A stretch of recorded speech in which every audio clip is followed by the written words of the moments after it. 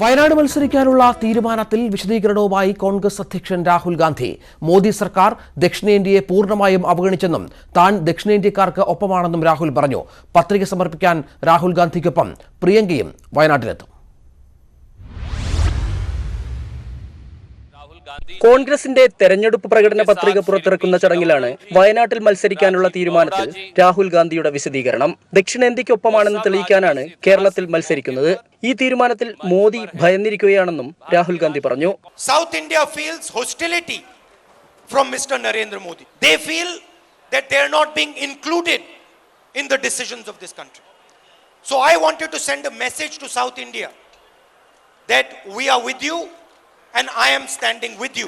രാഹുൽ ഗാന്ധിയെ വരവേൽക്കാനുള്ള ആവേശത്തിലാണ് വയനാട്ടിലെ കോൺഗ്രസ് പ്രവർത്തകർ. പ്രിയങ്ക കൂടി ഉണ്ടാകുമെന്ന് അറിഞ്ഞതോടെ ആവേശം ഇരട്ടിച്ചു. നാളെ വൈകിട്ടാണ് രാഹുൽ ഗാന്ധി കോഴിക്കോട് എത്തുക. മറ്റന്നാൾ രാവിലെ 10-ന് വയനാട്ടിലേക്കുള്ള യാത്ര. കൽപ്പറ്റ SKMJ ഹൈസ്കൂളിൽ ഹെലികോപ്റ്റർ ഇറങ്ങി കാറിൽ കളക്ടറേറ്റിലെത്തും. മുതിർന്ന കോൺഗ്രസ് നേതാക്കളും പ്രവർത്തകരും റോഡ് ഷോയിൽ അണിനിരക്കും. സംഘടനാ ചുമതലയുള്ള ജനറൽ സെക്രട്ടറി KC വേണുഗോപാലിനാണ് പരിപാടികളുടെ ചുമതല. SPG പ്രത്യേക യോഗം ചേർന്ന് സുരക്ഷാ ക്രമീകരണങ്ങൾ വിലയിരുത്തി. രാഹുൽ ഗാന്ധിയുടെ വരവിനായി കാത്തിരിക്കുകയാണ് വയനാട്. കോൺഗ്രസിലെ സംസ്ഥാന ദേശീയ നേതാക്കളുടെ ഒരു പട തന്നെ നാളെ മുതൽ വയനാട്ടിൽ ഇറങ്ങിത്തുടങ്ങും. വയനാട്ടിൽ നിന്ന് ക്യാമറാമാൻ വിനോദ് കുമാറിനൊപ്പം S വിനേഷ് കുമാർ, News 18. വയനാട്ടിലേക്ക് രാഹുൽ ഗാന്ധി എത്തുമ്പോൾ ശക്തമായ പ്രചാരണത്തിന് ഒരുങ്ങുകയാണ് ഇടതുമുന്നണിയും. ജില്ലയിലെ പ്രവർത്തകരുടെ യോഗം വിളിച്ചു ചേർത്ത് CPM സംസ്ഥാന സെക്രട്ടറി രാഷ്ട്രീയ സാഹചര്യം അവലോകനം ചെയ്തു. LDF സ്ഥാനാർത്ഥി CPI ആണെങ്കിലും വയനാട് കൂടുതൽ അഭിമാന പ്രശ്നമായി എടുത്തിരിക്കുന്നത് CPM ആണ്. രാഹുൽ ഗാന്ധിക്ക് എളുപ്പത്തിൽ മണ്ഡലം വിട്ടുകൊടുക്കേണ്ട എന്നാണ് തീരുമാനം. സർവശക്തിയും സമാഹരിച്ച് പ്രചരണം നടത്തണം. പരമാവധി വോട്ടുകൾ സമാഹരിക്കണം. ഇതാണ് നിലപാട്. BJPക്ക് സ്ഥാനാർത്ഥിയില്ലാത്ത മണ്ഡലത്തിൽ രാഹുലിന് എന്ത് പ്രസക്തി എന്നാണ് CPM ആവർത്തിച്ചു ചോദിക്കുന്നത്. ആരോട് മത്സരിക്കുന്നു? ഇടതുപക്ഷ ജനാധിപത്യ മുന്നണിയോട്, ഇടതുപക്ഷത്തോട്. BJPക്ക് സ്ഥാനാർത്ഥി പോലും ഇല്ല. ഒരു 4 വോട്ടെങ്കിലും BJPക്കുള്ളത് അവർ ഈ രാഹുലിനെതിരായിട്ട് വീണു. അതിനെതിരെയാണ് ഞാൻ മത്സരിച്ചത് എന്ന് പറയാൻ രാഹുൽ ഗാന്ധിക്കില്ല. രാഹുൽ ഗാന്ധിയുടെ വരവ് സംസ്ഥാനത്ത് UDF അനുകൂല തരംഗം ഉണ്ടാക്കുന്നത് തടയാനും CPM ലക്ഷ്യമിടുന്നു. ഈ കോൺഗ്രസ് മതന്യൂനപക്ഷങ്ങളെ ഇപ്പോൾ രക്ഷിക്കും എന്ന് പറഞ്ഞാൽ അതൊന്നും സാധാരണ മതന്യൂനപക്ഷങ്ങൾ അത് വിശ്വസിക്കാൻ പോകുന്നില്ല. ഇടതുപക്ഷ ജനാധിപത്യ മുന്നണിക്ക് ഇത്തരം കാര്യങ്ങളിൽ ശക്തമായ നിലപാട് സ്വീകരിക്കാൻ ഇതുവരെ കഴിഞ്ഞിട്ടുണ്ട്. നിലവിലെ ദേശീയ സാഹചര്യം ന്യൂനപക്ഷ വോട്ടർമാരെ ബോധ്യപ്പെടുത്താനുള്ള LDF ശ്രമം തീവ്രമായി തുടരും.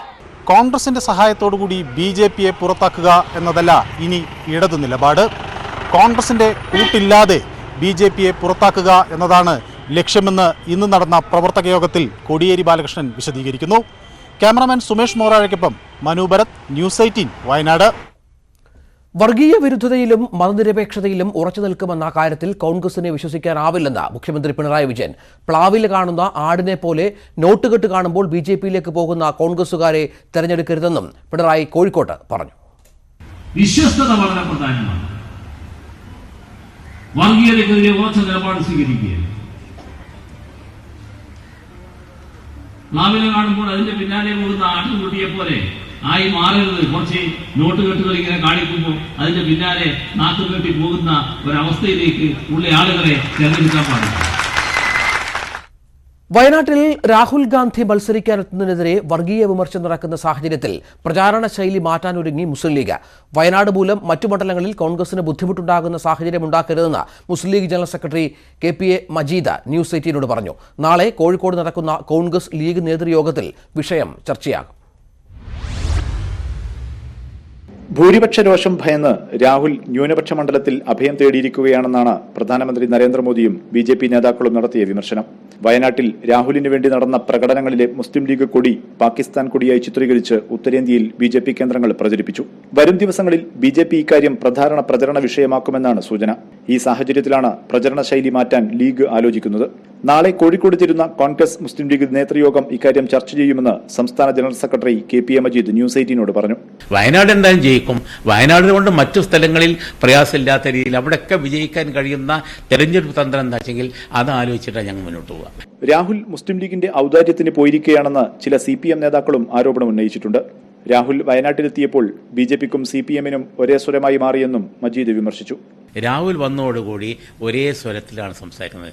CPM പറഞ്ഞതിന് അർത്ഥമില്ല. കാരണം വെച്ചാൽ CPM കേരളം വിട്ടാൽ രാഹുൽ ഗാന്ധിന്റെ കൂടെ ലീഗിന്റെ കൂടെ മത്സരിക്കുന്ന പാർട്ടിയാണ്. രാഹുൽ ഗാന്ധിക്ക് വേണ്ടി വയനാട്ടിൽ നടന്ന പ്രകടനങ്ങളിൽ കോൺഗ്രസിനെ അപേക്ഷിച്ച് മുസ്ലിം ലീഗ് സജീവ സാന്നിധ്യമായിരുന്നു. വരും ദിവസങ്ങളിലെ പ്രചാരണങ്ങളിൽ മുസ്ലിം ലീഗ് പതാകകൾ കുറയ്ക്കണമെന്ന ആവശ്യവും പാർട്ടിക്കുള്ളിൽ ഉയരുന്നുണ്ട്. മുഹമ്മദ് ഷഹീദ്, ന്യൂസ് 18, കോഴിക്കോട്. NDA സ്ഥാനാർത്ഥി തുഷാർ വെള്ളാപ്പള്ളി വയനാട്ടിൽ തെരഞ്ഞെടുപ്പ് പ്രചാരണം തുടങ്ങി. ലക്കിടിയിലെ കരിന്തണ്ടൻ സ്മാരകത്തിൽ പുഷ്പാർച്ചന നടത്തിയ ശേഷമായിരുന്നു പ്രചാരണത്തിന് തുടക്കം. നാളെയാണ് തുഷാർ പത്രിക നൽകുക. BJP ദേശീയ നേതൃത്വം ആവശ്യപ്പെട്ടതനുസരിച്ചാണ് വയനാട്ടിൽ മത്സരിക്കുന്നതെന്നും രാഹുൽ ഗാന്ധിയെ തോൽപ്പിക്കുകയാണ് ലക്ഷ്യമെന്നും തുഷാർ പറഞ്ഞു.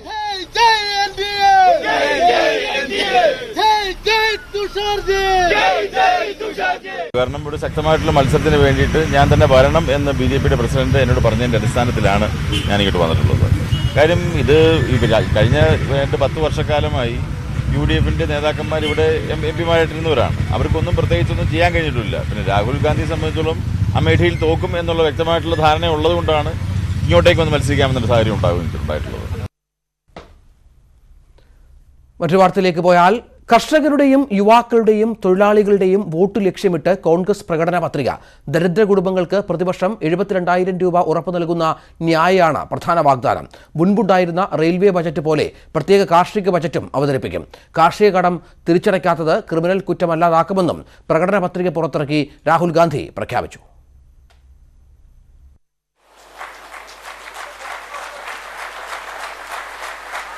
കോൺഗ്രസ് നടപ്പാക്കും. ഇതാണ് രാഹുൽ ഗാന്ധിയും സോണിയാഗാന്ധിയും മറ്റ് മുതിർന്ന നേതാക്കളും ചേർന്ന് ഡൽഹിയിൽ പുറത്തിറക്കിയ പ്രകടന പത്രികയുടെ മുഖവാചകം. രാജ്യത്തെ പാവപ്പെട്ട 5 കോടി കുടുംബങ്ങളിലെ 25 കോടി ജനങ്ങൾക്ക് പ്രതിവർഷം 72,000 രൂപ നൽകുമെന്ന ന്യായ് പദ്ധതിയാണ് പ്രകടന പത്രികയിലെ പ്രധാന ആകർഷണം. हिंदुस्तान के 20% सबसे गरीब परिवारों को हर महीने उनके बैंक अकाउंट में कांग्रेस पार्टी की सरकार डायरेक्ट അതിലൂടെ നോട്ട് നിരോധനത്തിന്റെ ദുരിതം മറികടക്കും. കേന്ദ്ര സർക്കാരിലെ 4 ലക്ഷം ഒഴിവുകൾ അടുത്ത വർഷം നികത്തും. സംസ്ഥാനങ്ങളിലെ 22 ലക്ഷം ഒഴിവുകൾ നികത്താൻ സമ്മർദ്ദം ചെലുത്തും. പഞ്ചായത്ത് തലത്തിൽ സേവാമിത്ര എന്ന പേരിൽ 10 ലക്ഷം തസ്തികകൾ സൃഷ്ടിക്കും. ഗ്രാമീണ തൊഴിലുറപ്പ് പദ്ധതിയിലെ തൊഴിൽ ദിനങ്ങൾ 150 ഉയർത്തും. 150 दिन गारंटी करना चाहते हैं. 100 से अब हम 150 दिन गारंटी करना चाहते हैं. യുവാക്കൾക്ക് സംരംഭങ്ങൾ തുടങ്ങാൻ ആദ്യ 3 വർഷം അനുമതികളൊന്നും വേണ്ട.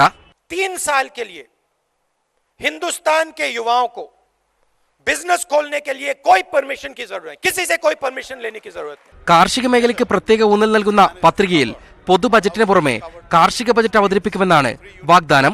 किसानों का एक सेपरेट बजट होना चाहिए. हिंदुस्तान के किसान को मालूम होना चाहिए उसकी MSP कितनी बढ़ाई जाएगी, सब उसके सामने होना चाहिए. കാർഷിക കടം തിരിച്ചടക്കാത്തത് ക്രിമിനൽ കുറ്റമല്ലാതാക്കും. വനിതാ സംവരണ ബിൽ പാസാക്കും. കേന്ദ്ര സർക്കാർ തൊഴിലുകളിൽ സ്ത്രീകൾക്ക് 33% സംവരണം ഉറപ്പാക്കും. കാർഷിക പ്രതിസന്ധിയും തൊഴിലില്ലായ്മയും അടക്കമുള്ള അടിസ്ഥാന വിഷയങ്ങളിലേക്ക് തിരഞ്ഞെടുപ്പ് ചർച്ച തിരിച്ചു കൊണ്ടുവരിക. അതിലൂടെ ഹിന്ദുത്വത്തിലും ദേശീയതയിലും ഊന്നിയുള്ള BJPയുടെ പ്രചാരണത്തെ ചെറുക്കുക. തിരഞ്ഞെടുപ്പ് പ്രകടന പത്രികയിലൂടെ കോൺഗ്രസിന്റെ ലക്ഷ്യം ഇതാണ്. ACC ആസ്ഥാനത്ത് നിന്നും ക്യാമറമാൻ ബിനു ബേസിലിനൊപ്പം M ഉണ്ണികൃഷ്ണൻ, ന്യൂസ് 18. നരേന്ദ്രമോദി സർക്കാർ പിന്തുടർന്ന നയങ്ങളിൽ തിരുത്തൽ പ്രഖ്യാപിക്കുകയാണ് കോൺഗ്രസ് പ്രകടന പത്രിക. കശ്മീർ വിഷയം തുറന്ന ചർച്ചകളിലൂടെ പരിഹരിക്കുമെന്നും വടക്കുകിഴക്കൻ സംസ്ഥാനങ്ങളിൽ സൈന്യത്തിന് പ്രത്യേക അധികാരം നൽകുന്ന നിയമ ഭേദഗതി ചെയ്യുമെന്നുമാണ് വാഗ്ദാനം. കോൺഗ്രസ് ഭീകരപ്രവർത്തകരെയും മാവോയിസ്റ്റുകളെയും പിന്തുണയ്ക്കുകയാണെന്നായിരുന്നു ധനമന്ത്രി അരുൺ ജെയ്റ്റ്ലിയുടെ മറുപടി. ദേശരക്ഷാ ആഭ്യന്തര സുരക്ഷാ നയങ്ങളിൽ തിരുത്ത്. രാജ്യദ്രോഹ കുറ്റവും മാനനഷ്ടക്കേസിലെ ക്രിമിനൽ കുറ്റവും എടുത്തുകളയും. കഴിഞ്ഞ 5 വർഷവും വിവാദമായ വിഷയങ്ങളിൽ നിലപാട് പ്രഖ്യാപിക്കുകയാണ് പ്രകടന പത്രികയിലൂടെ കോൺഗ്രസ്. കശ്മീർ പ്രശ്നം തുറന്ന ചർച്ചകളിലൂടെ പരിഹരിക്കുമെന്നാണ് കോൺഗ്രസ് മുന്നോട്ട് വയ്ക്കുന്ന നിലപാട്. മുൻ ഉപാധികളില്ലാതെ ചർച്ചകൾക്കായി 3 വിദഗ്ധരെ നിയോഗിക്കും. ജനവാസ മേഖലകളിലെ സൈനിക വിന്യാസം കുറയ്ക്കും. സൈന്യത്തിന്റെ പ്രത്യേക അധികാര നിയമവും കശ്മീരിലെ പ്രശ്നബാധിത മേഖലകളിലെ നിയമവും പുനഃപരിശോധിക്കും. ബ്രിട്ടീഷ് കാലം മുതൽ നിലനിൽക്കുന്ന വിവാദ നിയമമെന്ന് കാട്ടിയാണ് രാജ്യദ്രോഹ നിയമം റദ്ദാക്കുക. ദേശീയ സുരക്ഷാ ഉപദേഷ്ടാവിനോട് വിശദീകരണം തേടാൻ പാർലമെന്റിന് അധികാരം നൽകും. സുപ്രീം കോടതിയെ ഭരണഘടനാ കേസുകൾ മാത്രം പരിഗണിക്കുന്ന കോടതിയാക്കി മാറ്റും. അപ്പീൽ കോടതികൾ സ്ഥാപിക്കും. വിചാരണയില്ലാത്ത തടവ് നൽകുന്ന നിയമങ്ങൾ ഇല്ലാതാക്കും. 3ാം മുറ തടയാൻ പ്രത്യേക നിയമം കൊണ്ടുവരും. നടപ്പാക്കാനാകാത്ത അപകടകരമായ വാഗ്ദാനങ്ങളാണ് കോൺഗ്രസ് നൽകുന്നതെന്നായിരുന്നു BJP പ്രതികരണം മാവോയിസ്റ്റുകളെയും ഭീകരവാദികളെയും പിന്തുണയ്ക്കുന്നതാണ് പ്രകടന പത്രിക. इस मैनिफेस्टो में ऐसे एजेंडाज हैं जो देश को तोड़ने का काम करते हैं, राष्ट्र की एकता के खिलाफ जाते हैं, और जो कांग्रेस पार्टी और विशेष रूप से गांधी परिवार की, नेहरू गांधी परिवार की ऐतिहासिक भूल थी जम्मू कश्मीर के संबंध में, जिसके लिए देश कभी उनको माफ नहीं कर सकता, उस एजेंडा को और आगे खतरनाक रूप से बढ़ाने का प्रयास करते हैं. ഏറ്റവും കൂടുതൽ ഭീകരാക്രമണം നേരിടുന്ന രാജ്യത്തെ നിയമങ്ങൾ ദുർബലപ്പെടുത്തിയാൽ അരാജകത്വം ഉണ്ടാകുമെന്നാണ് BJP ആരോപണം. News 18 Delhi. LDF convener A. വിജയരാഘവന്റെ സ്ത്രീവിരുദ്ധ പരാമർശത്തിൽ കുടുങ്ങി CPM.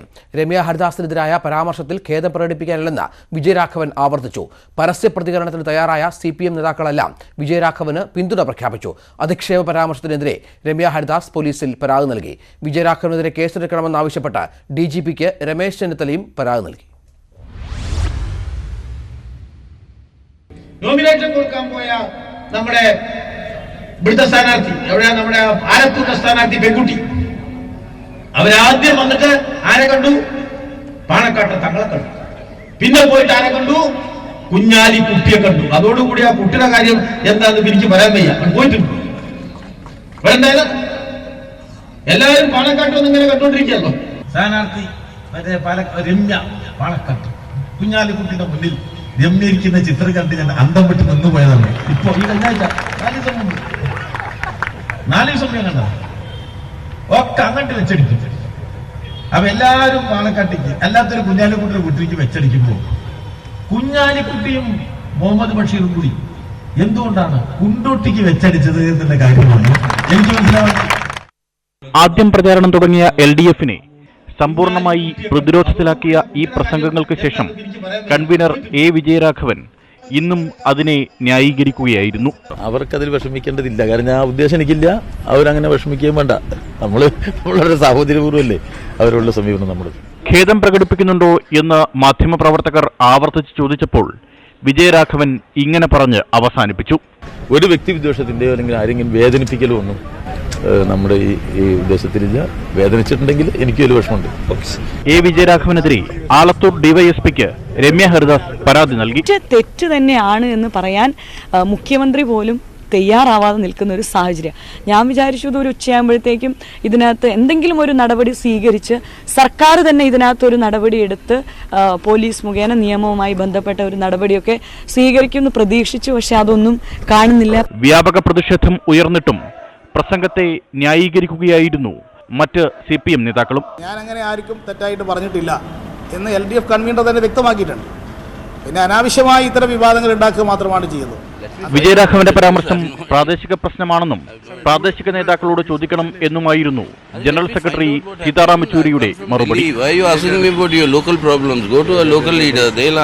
CPM നേതാക്കളെല്ലാം പ്രസംഗത്തെ ന്യായീകരിക്കുമ്പോൾ ഇനിയും നിലപാട് വ്യക്തമാക്കാൻ CPI ഉൾപ്പെടെയുള്ള പാർട്ടികൾ തയ്യാറായിട്ടില്ല. എനിക്കറിയില്ല ഏത് സാഹചര്യത്തിലാണ് പരാമർശനം വന്നത് എന്ന് അന്വേഷിച്ചിട്ടുണ്ട്. News desk news 18. A. വിജയരാഘവന്റെ വിവാദ പരാമർശം രാഷ്ട്രീയ ആയുധമാക്കിയ പ്രതിപക്ഷം. CPM നടപടിയെടുക്കണമെന്ന് കോൺഗ്രസ് ആവശ്യപ്പെട്ടു. യൂത്ത് കോൺഗ്രസ് പ്രവർത്തകർ വിജയരാഘവന്റെ കോലം കത്തിച്ചു. വനിതാ മതിലും നവോത്ഥാനവും പറയുന്നവർ യഥാർത്ഥത്തിൽ സ്ത്രീവിരുദ്ധരാണെന്ന പ്രചാരണമാണ് പ്രതിപക്ഷം ശക്തിപ്പെടുത്തുന്നത്. LDF കൺവീനറുടെ പരാമർശം ഇതിന് തെളിവാണെന്നും പ്രതിപക്ഷ നേതാക്കൾ പറയുന്നു. മുന്നണി കൺവീനർക്കെതിരെ മാതൃകാപരമായ നടപടിയെടുക്കാൻ CPM തയ്യാറാകണമെന്ന് KPCC അധ്യക്ഷൻ ആവശ്യപ്പെട്ടു. പാർട്ടി പരസ്യമായിട്ട് മാപ്പ് പറയാൻ തയ്യാറാകണം. മാത്രവുമല്ല LDF കൺവീനർക്കെതിരായിട്ട് ശക്തമായ അച്ചടക്ക നടപടിക്ക് അദ്ദേഹത്തെ വിധേയമാക്കുകയും ചെയ്യണം. 2-3 ദിവസങ്ങളായി മാർക്സിസ്റ്റ് പാർട്ടി നേതാക്കളും മാർക്സിസ്റ്റ് പാർട്ടിയുടെ പത്രവും ഒക്കെ ഉള്ള പ്രതികരണങ്ങൾ സമനില തെറ്റിയിട്ടുള്ള നിലയിലാണ് കാണുന്നത്. UDFന്റെ വിജയം ഉറപ്പായപ്പോൾ വന്ന ഒന്നായിട്ടാണ് ഞാൻ എന്നെ കാണുന്നത്. സ്ത്രീത്വത്തിനെതിരായിട്ടുള്ള അപമാനമാണിത്. നവോത്ഥാനം പറയുന്ന ആളുകൾക്ക് ഇതാണോ ഇവരുടെ നവോത്ഥാനം? വിജയരാഘവനെ പിന്തുണച്ചുകൊണ്ടായിരുന്നു മണ്ഡലത്തിലെ CPM സ്ഥാനാർത്ഥി PK ബിജുവിന്റെ പ്രതികരണം. ഞാൻ ആ വീഡിയോ കണ്ടതിനകത്തൊന്നും UDF സ്ഥാനാർത്ഥിയുടെ പേര് ഒരു സ്ഥലത്തും പരാമർശിക്കുന്നത് കണ്ടിട്ടില്ല. മറിച്ച് അതൊക്കെ വ്യാഖ്യാനങ്ങളാണ്. സംസ്ഥാനത്തിന്റെ വിവിധ ഭാഗങ്ങളിൽ കോൺഗ്രസ് യൂത്ത് കോൺഗ്രസ് പ്രവർത്തകർ പ്രതിഷേധ പ്രകടനം നടത്തി.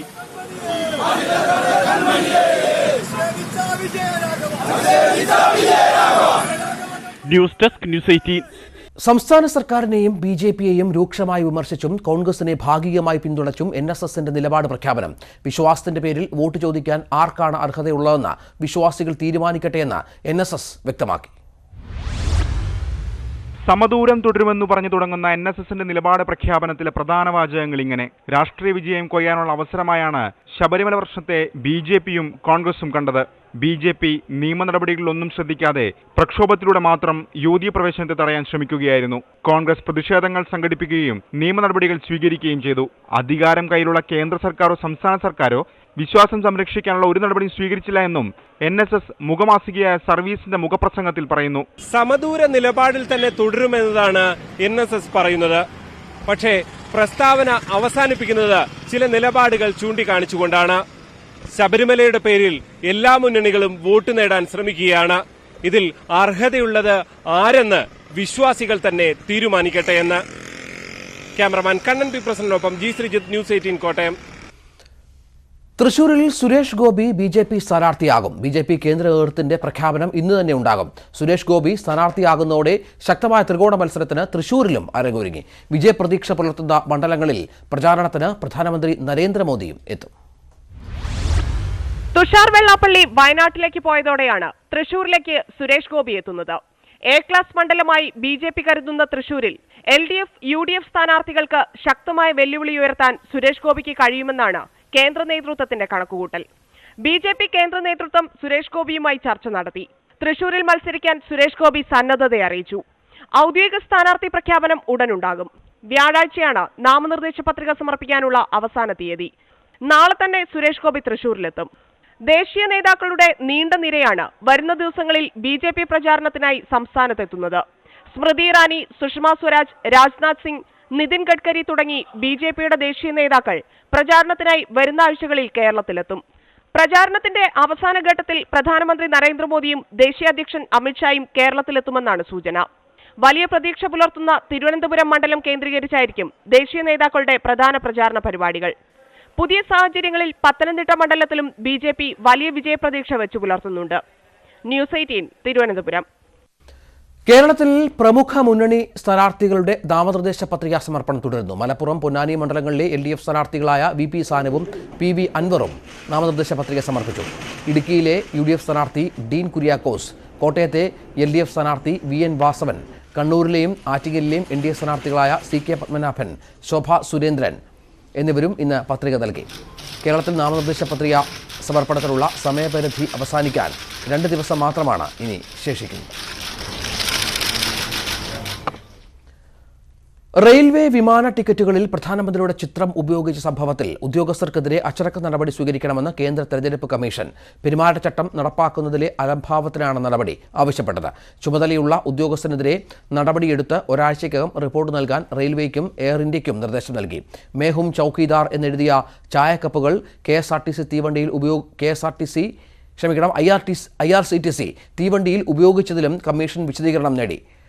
വ്യാഴാഴ്ചയ്ക്കകം റിപ്പോർട്ട് നൽകാനാണ് നിർദ്ദേശം. സിറോ മലബാർ സഭ ഭൂമി ഇടപാടിൽ മേജർ ആർച്ച് ബിഷപ്പ് ജോർജ് ആലഞ്ചേരിക്കെതിരെ കേസെടുത്തു. തൃക്കാക്കര മജിസ്ട്രേറ്റ് കോടതിയാണ് കേസെടുത്തത്. അതേസമയം ഭൂമി ഇടപാടിൽ 3 കോടി രൂപ പിഴ ചുമത്തിയ ആദായനികുതി വകുപ്പിന്റെ നടപടിക്കെതിരെ എറണാകുളം അങ്കമാലി അതിരൂപത അപ്പീൽ നൽകും. തൃക്കാക്കര ഭാരത് മാതാ കോളേജിന് സമീപമുള്ള ഭൂമി വിറ്റതിൽ പ്രഥമദൃഷ്ട്യാ ക്രമക്കേടുണ്ടെന്ന വിലയിരുത്തലിനെ തുടർന്നാണ് മാർ ജോർജ് ആലഞ്ചേരിക്കെതിരെ കേസെടുത്തത്. ഫാദർ ജോഷ പുതുവ, ഇടനിലക്കാരൻ സാജു വർഗീസ് എന്നിവരും കേസിൽ പ്രതികളാണ്. 3 പേർക്കും നോട്ടീസ് അയക്കാൻ കോടതി ഉത്തരവിട്ടു. പെരുമ്പാവൂർ സ്വദേശി ജോഷി വർഗീസിന്റെ ഹർജിയിലാണ് കോടതി നടപടി. സഭാസമിതിയുടെ അനുമതിയില്ലാതെയാണ് ഭൂമി വിറ്റതെന്നും ഹർജിയിൽ പറയുന്നു. ഭൂമി ഇടപാടുമായി ബന്ധപ്പെട്ട് അതിരൂപതയ്ക്ക് 3 കോടി രൂപ പിഴ ചുമത്തിയ ആദായ നികുതി വകുപ്പിന്റെ നടപടിക്കെതിരെയാണ് സഭ അപ്പീൽ നൽകുക. നിയമവിരുദ്ധമായി ഭൂമി മറിച്ചു വിറ്റിട്ടില്ലെന്നും വില കുറച്ചു കാട്ടിയിട്ടില്ലെന്നും സഭ വ്യക്തമാക്കി. മുതിർന്ന അഭിഭാഷകരിൽ നിന്ന് സഭ നിയമോപദേശം തേടിയിട്ടുണ്ട്. 50 ലക്ഷം രൂപ പിഴയടച്ചു എന്ന പ്രചാരണം തെറ്റാണ്. സ്ഥലവിൽപ്പനയിലൂടെ ലഭിച്ച പണത്തിന്റെ നികുതിയുടെ ആദ്യ ഗഡുവാണ് അടച്ചതെന്നും സഭ വിശദീകരിച്ചു.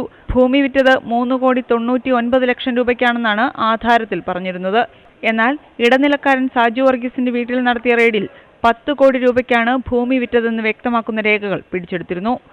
ന്യൂസ് 18 കൊച്ചി. കള്ളപ്പണം പിടികൂടിയതിനെ തുടർന്ന് വിവാദത്തിലായ ജലന്ധർ രൂപത വിശദീകരണവുമായി രംഗത്ത്. സഹോദയ കമ്പനി നടത്തുന്നത് ജലന്ധർ രൂപതയല്ലെന്ന് അഡ്മിനിസ്ട്രേറ്റീവ് ബിഷപ്പ് ആഗ്നേല ഗ്രേഷ്യസ് അവകാശപ്പെട്ടു. വൈദികർ രൂപതയുടെ അനുവാദത്തോടെ സന്നദ്ധ പ്രവർത്തനങ്ങൾക്ക് പണം കണ്ടെത്താൻ നടത്തുന്ന കമ്പനിയാണിത്. വൈദികന്റെ വസതിയിൽ അതിക്രമിച്ചു കയറിയ 50ഓളം പോലീസുകാർ 16,65,00,000 രൂപ പിടിച്ചെടുക്കുകയായിരുന്നു. ഇക്കാര്യത്തിൽ അധികൃതർക്ക് പരാതി നൽകിയതായും സഭ പറയുന്നു. അതേസമയം വൈദികന്റെ പർത്താപുരയിലെ വസതിയിൽ നിന്നും പോലീസ് പിടിച്ചെടുത്ത പണം ഏകദേശം 6 കോടിക്ക് മുകളിലാണെന്ന് സൗത്ത് ഇന്ത്യൻ ബാങ്ക് വിശദീകരിച്ചു.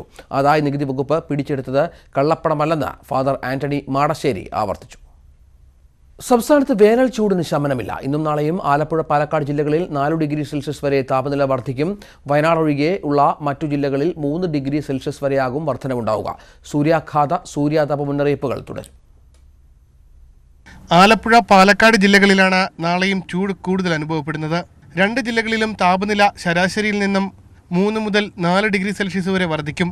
വയനാട് ഒഴികെ മറ്റ് ജില്ലകളിലും ചൂടിന് കുറവുണ്ടാകില്ല. 11 ജില്ലകളിൽ ശരാശരിയിൽ നിന്ന് 2 മുതൽ 3 ഡിഗ്രി സെൽഷ്യസ് വരെ താപനില ഉയരുമെന്നാണ് കാലാവസ്ഥാ നിരീക്ഷണ വകുപ്പിന്റെ മുന്നറിയിപ്പ്. സംസ്ഥാനത്ത് എല്ലാ ജില്ലകളിലും സൂര്യാതപ മുന്നറിയിപ്പുകൾ തുടരും. നിലവിൽ മറ്റു അനുമാനങ്ങൾ കൂടി പരിശോധിക്കുന്ന സമയത്ത് നമ്മൾക്ക് തോന്നുന്നത് ഈ ഒരു ആഴ്ച ഒരു 5 ദിവസം കൂടി അല്ലെങ്കിൽ ഒരു 6 ദിവസം കൂടി ഇതേ അവസ്ഥ തന്നെയായിരിക്കും ഉണ്ടാവുക എന്നാണ് നമ്മൾ പ്രതീക്ഷിക്കുന്നത്. അപ്പോൾ അതിനനുസരിച്ച് ഉള്ള മുന്നൊരുക്കങ്ങളാണ് നടത്തേണ്ടത്. കഴിഞ്ഞ ഒരാഴ്ചയായി 40 ഡിഗ്രി സെൽഷ്യസിന് മുകളിൽ ചൂട് നിൽക്കുന്ന പാലക്കാട് താപനില വീണ്ടും ഉയർന്നാൽ സ്ഥിതി രൂക്ഷമാകും. സൂര്യാഘാതവും സൂര്യാതപവുമേറ്റ് ചികിത്സ തേടിയവരുടെ എണ്ണത്തിലും വർധനവുണ്ടായിട്ടുണ്ട്. ന്യൂസ് 18 തിരുവനന്തപുരം.